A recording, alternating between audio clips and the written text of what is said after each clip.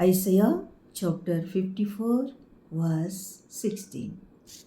నిప్పులూది తన వృత్తికి తగ్గట్టుగా పనిముట్టు చేయు కంబరిని సృజించిన యెహోవా తన వృత్తికి తగ్గట్టుగా తగ్గ పనిముట్టు చేయు వృత్తికారుని, వివిధ పనిముట్టుకు తగ్గ వృత్తికారుని, వివిధ రకముల వృత్తికారుని సృజించి వృత్తాకారములో, వృత్తగోళాకారములో తిరుగు భూగోళ గోళము వలె వివిధ వృత్తుల వృత్తికారుని సృజించి వృత్తాకారములో చక్రము తిప్పువాడు యెహోవాయే.